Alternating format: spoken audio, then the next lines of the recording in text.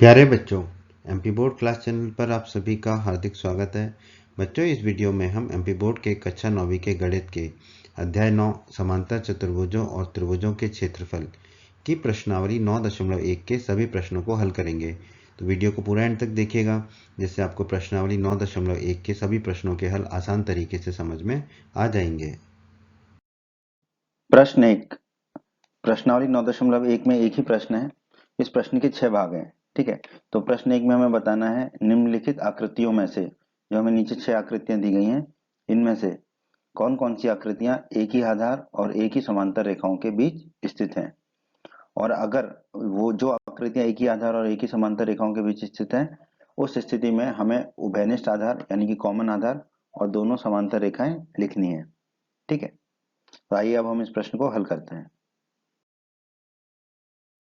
इस प्रश्न को हल करने के लिए सबसे पहले हम विधि समझ लेते हैं कि हम कैसे पहचानेंगे कि दो आकृतियां एक ही आधार पर हैं और एक ही समांतर रेखाओं के बीच स्थित हैं।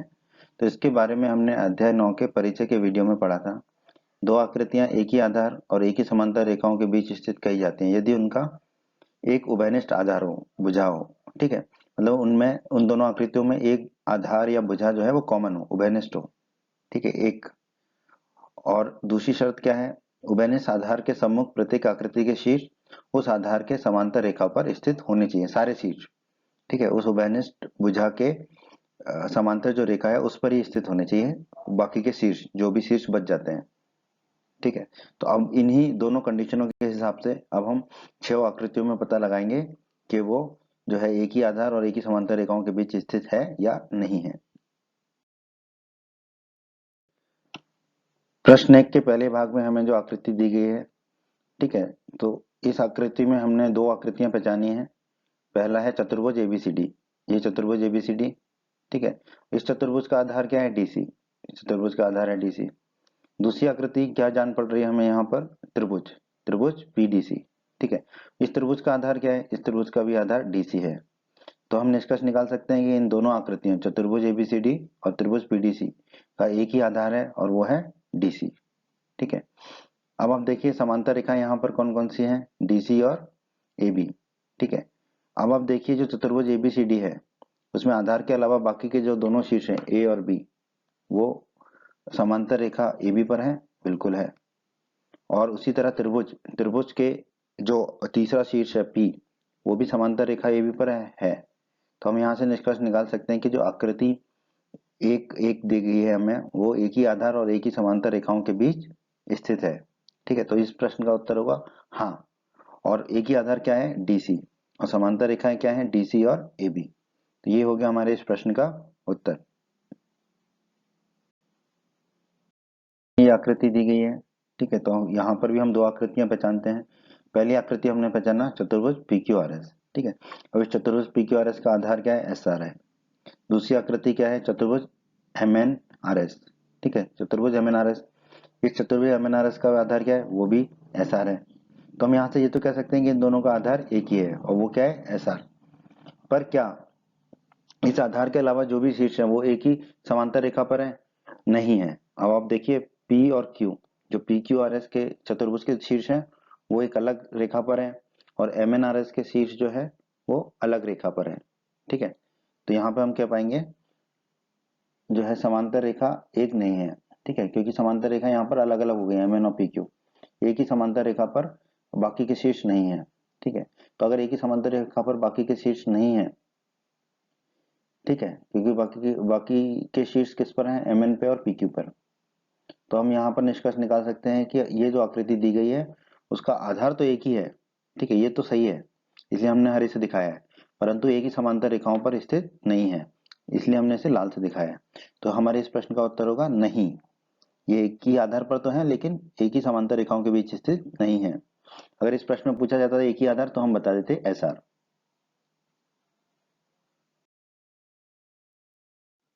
आइए अब हम इस प्रश्न के तीसरे भाग को देखते हैं। ये जो आकृति दी गई है इसमें हम दो आकृतियां पहचानते हैं। पहली आकृति पी क्यू आर एस, ये एक चतुर्भुज है पी क्यू आर एस। ठीक है, अब इसका आधार जो है वो क्यू आर है। ठीक है, क्योंकि हमें समान आधार ढूंढने की कोशिश करनी होती है। यहाँ पर दूसरी आकृति है त्रिभुज टी क्यू आर। ठीक है, इसका भी आधार क्यू आर है। ठीक है, इसलिए हमने आधार इस तरीके से लिया। आप कहेंगे कि एसआर क्यों नहीं लिया? अगर हम एसआर लेते तो एक ही आधार नहीं मिल पाता, तो हमें ढूंढने की कोशिश करनी होती है कि एक ही आधार मिल जाए। तो यहाँ पर तो हमें एक ही आधार मिल गया, तो हम कह सकते हैं कि एक ही आधार है इसमें दोनों आकृतियों का क्यू आर। ठीक है, अब समांतर रेखाएं देखिए क्यू आर और पी एस, ये दो समांतर रेखाएं हैं। ठीक है, तो आकृतियां एक ही आधार और एक ही समांतर रेखाओं के बीच स्थित कब कही जाती हैं? जब आधार के सम्मुख जो समांतर रेखा है, आकृतियों के बाकी शीर्ष वहां पर हों। तो आप देखिए चतुर्भुज पी क्यू आर एस के बाकी जो शीर्ष हैं पी और एस, ये समांतर रेखा पर हैं, बिल्कुल है। उसी तरह त्रिभुज टी क्यू आर का तीसरा शीर्ष टी, ये समांतर रेखा पी एस पर है, बिल्कुल है। तो हम यहाँ से क्या निष्कर्ष निकाल सकते हैं कि ये जो आकृति है ये एक ही आधार और एक ही समांतर रेखाओं के बीच स्थित है। एक ही आधार कौन सा है इसमें? क्यू आर, और समांतर रेखाएं कौन सी हैं? क्यू आर और पी एस। तो यही हमारा उत्तर होगा इस भाग का। चौथी आकृति में हम देखते हैं, दो आकृतियां पहचानते हैं। पहला तो चतुर्भुज एबीसीडी हमें मिल गया। ठीक है, अब इस चतुर्भुज का आधार क्या है? बीसी, आधार हो गया बीसी। अब दूसरी आकृति पहचानते हैं, आकृति हमें मिली त्रिभुज पी क्यू आर। इस त्रिभुज का आधार क्या है? त्रिभुज का आधार है पी क्यू, त्रिभुज का आधार है पी क्यू। तो क्या दोनों आधार समान है, एक ही है? नहीं, बीसी और पी क्यू तो समान नहीं है ना, एक ही रेखा पर है, पर समान होना चाहिए, आधार समान होना चाहिए, पर यहाँ पर आधार समान नहीं है, तो हमने लिख दिया आधार एक नहीं है, लाल रंग से इसको दिखा दिया। ठीक है, और जब आधार एक नहीं है तो उसके समांतर रेखा को हम कैसे खोजेंगे? क्योंकि पहले तो उभयनिष्ठ आधार होना जरूरी है, आधार का एक होना जरूरी है। अगर आधार एक नहीं है तो उस आधार के समांतर रेखा हम ढूंढ ही नहीं सकते हैं। तो हम यहीं से निष्कर्ष निकाल देंगे कि आकृति जो दी गई है इसमें आधार एक ही नहीं है, एक ही आधार नहीं है। ठीक है, और यही हमारा उत्तर होगा इस प्रश्न के इस भाग का। प्रश्न के पांचवें भाग में हमें ये आकृति दी गई है। तो सबसे पहले तो हम दो आकृतियां पहचानते हैं। पहली आकृति मिली है हमें ए बी सी डी, ये चतुर्भुज। ठीक है, इसका आधार ए डी, ये आधार हो गया इसका।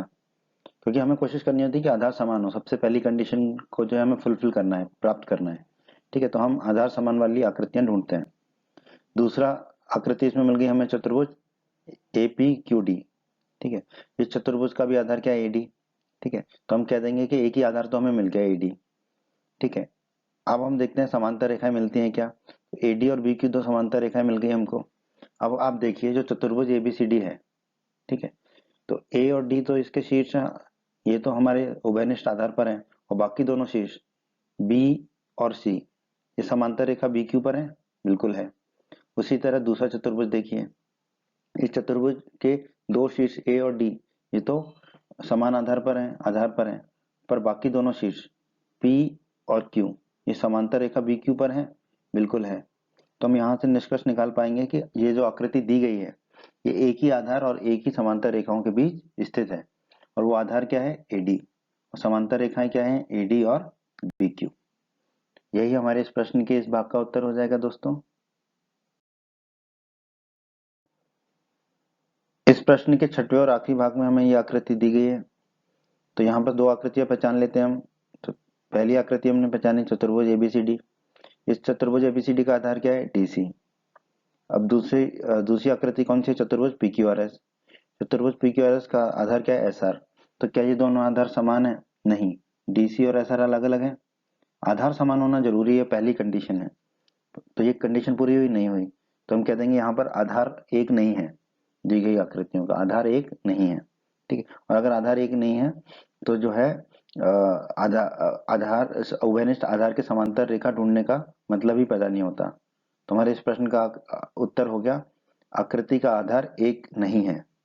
ठीक है, यही हमारे प्रश्न के इस भाग का उत्तर होगा दोस्तों। उम्मीद करते हैं बच्चों आपको एमपी बोर्ड क्लास का ये वीडियो पसंद आया होगा। बच्चों अगर आप हमारे चैनल पर नए हैं और आपने अभी तक चैनल को सब्सक्राइब नहीं किया है तो आप सब्सक्राइब बटन को दबाकर जल्दी से चैनल को सब्सक्राइब कर लीजिए और बेल आइकन को भी दबा दीजिए। बेल आइकन को दबाने से क्या होगा, हमारे चैनल पर जब भी कोई नया वीडियो आएगा तो उसका नोटिफिकेशन सबसे पहले आपको मिलेगा, और यूट्यूब सर्च में भी आपको हमारे वीडियोज ऊपर नजर आएंगे। और आप हमारे वीडियोज को अपने सभी दोस्तों के साथ फेसबुक और व्हाट्सएप पर अवश्य अवश्य शेयर कीजिए, जिससे आपके दोस्तों का भी लाभ हो सके। वीडियो पसंद आया है तो वीडियो को लाइक जरूर कर दीजिएगा और इस अध्याय के बाकी अन्य वीडियोस देखने के लिए आप आई बटन पर क्लिक करें। आई बटन पर क्लिक करने से आपको इस अध्याय के बाकी सभी वीडियोस के लिंक प्राप्त हो जाएंगे। धन्यवाद बच्चों।